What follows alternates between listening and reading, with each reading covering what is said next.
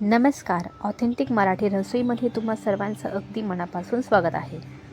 तर आज आपण बनवणार आहोत लहानांपासून ते मोठ्यांपर्यंत सर्वांचे फेवरेट असणारे ते म्हणजे पॅनकेक्स. या पॅनकेकमध्ये मी अंड्याचा वापर न करता देखील अगदी सॉफ्ट आणि फ्लफी असा पॅनकेक तयार करणार आहे. तर त्यासाठी सर्वात पहिले चॅनलला सबस्क्राईब करा आणि आपण रेसिपीला सुरुवात करूया. इथे आपल्याला लागणार आहे अर्धी वाटी गव्हाचे पीठ, अर्धी वाटी मैदा, थोडेसे व्हॅनिला इसेन्स आणि छोटी अर्धी वाटी कोको पावडर, त्याचप्रमाणे थोडे मिल्क पावडर, बेकिंग सोडा आणि पिठी साखर. आणि इथे आपण दुधाचा देखील वापर करणार आहोत. सर्वप्रथम आपण एका बाउलमध्ये गव्हाचे पीठ टाकून घेणार आहोत. त्याचप्रमाणे आपण बाउलमध्ये मैदा देखील टाकून घेणार आहोत. त्याचप्रमाणे आपण मिल्क पावडर देखील टाकून घेणार आहोत. तसेच आपल्याला हव्या त्या प्रमाणामध्ये आपण पिठी साखर देखील टाकून घेणार आहोत. त्याचप्रमाणे कोको पावडर देखील टाकून घेणार आहोत. याने पॅनकेकला मस्त चॉकलेटचा फ्लेवर येणार आहे. थोडेसे व्हॅनिला इसेन्स देखील टाकून घेऊया. पॅनकेक चांगले फ्लफी होण्यासाठी आपण इथे बेकिंग सोडा देखील टाकून घेऊया आणि हे सर्व आता एकत्र मिक्स करून घेणार आहोत.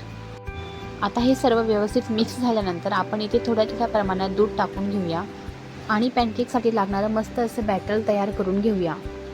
ह्या बॅटरमध्ये बबल्स राहायला नको, त्यामुळे आपण व्यवस्थित मिक्स करून घेणार आहोत. तुम्ही बघू शकतात आता आपलं बॅटर रेडी झालेलं आहे. या बॅटरची कन्सिस्टन्सी अगदी घट्टही नको आणि जास्त पातळही नको, अगदी मीडियम असायला हवं. आता आपण तव्यामध्ये बटर टाकून घेणार आहोत. तव्यावरती बटर चांगल्या पद्धतीने स्प्रेड करून घेऊया. त्यातून आता आपण 1 चमचा बॅटर तव्यात टाकून घेणार आहोत. 2 ते 3 मिनिटांसाठी आपण पॅनकेकवर झाकण ठेवून घेऊया. एका साईडने बबल्स आले की समजायचा आपला पॅनकेक एका साईडने तयार आहे. आता आपण त्याला पलटी करून घेऊया.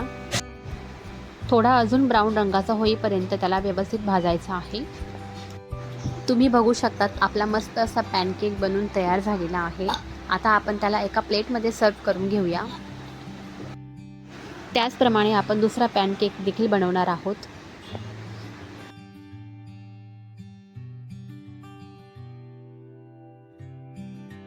ह्या पॅनकेकला देखील मस्त असे बबल्स येत आहेत.